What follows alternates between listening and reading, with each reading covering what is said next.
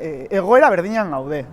Hau da, aurreko 3 hauteskundeak 3, ezta? Bai, egin ziren arrazoi berdinengatik uste dut, iritsi gela honeaino eta berriro ere ez da aldatu panorama. Orduan, zentzu horretan, blokeoak jarraitzen du, goberna ezina izango da ziur aski ez dakigu guztiz urrengo, hilabeteak, urrengo urteak, ez dakit urte bat, 2 urte.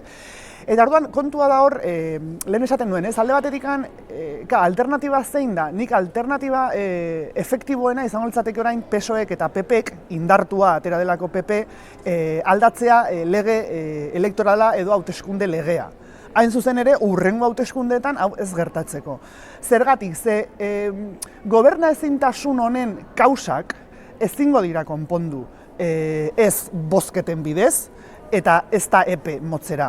Eta orduan, epe motzera konpontzeko hau, aldatu behar dena da, azkenean, bai alderdien legea, baita hauteskunde legea ere. Zer irakurketa egin dezakegu Euskal Herritik edo Kataluniatik, badirela nazio, herri, errealitate eta gizarte ezberdinak, modu ezberdinetan egiten diotela aurre egoera sozial eta politikoari, eta modu oso ezberdinetan ulertzen dutela etorkizun politikoa, eta hori dela emaitza hauek islatzen duten. Euskal Herriaren kasuan, ulertziteken azaroaren 10 hauteskunde hauek neurri batean Espainiartasunak egiten zuen plebistitu moduko bat izan zitezkeela, hori izan delako kanpaina honetan planteatu den gai nagusia, Espainiaren zorioneko batasuna, Espainiaren ardatz nazional hori guztia, eta emaitza izan da, Euskal Herrian 23 aulkitatik 12 aulkik, alegia erdia baino gehiago, Euskal Herria Bilduk eta EAJak lortu dituzela, Podemosenak eitzen balin baditugu, pixka bat erabakitzeko eskubide horren alde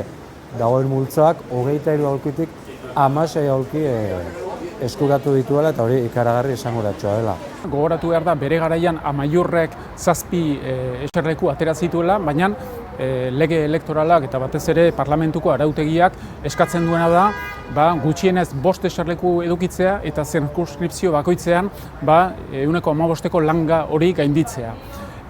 Hori Amaiurren garaian etzen konfirmatu, kasu honetan baieztatu egiten dela, eta horrek ahots handiagoa emango dio alderdi abertzaleei, zeren azken finean denbora gehiago edukiko dute interbenitzeko eta bereien ahotsa, reibindikazioak eta eskaerak plazaratzeko aukera gehiago edukiko dituzte. Horen aurrean, zeo zer egin daiteke, alegia, kontuan izanik zenolako emaitzak atera diren bai Katalunian, bai Hego Euskal Herrian eta Espainiako emaitzekin, nik uste ez dagoela aterabiderik berdina, ze Euskal alderdien eraginkortasuna edo eragiteko ahalmena ez da ere oso handia izango, berriro ere zenbakiek ez dutelako ematen. Eta orduan horregatik nik uste detena da hauteskunde berriak edukiko ditugula laster.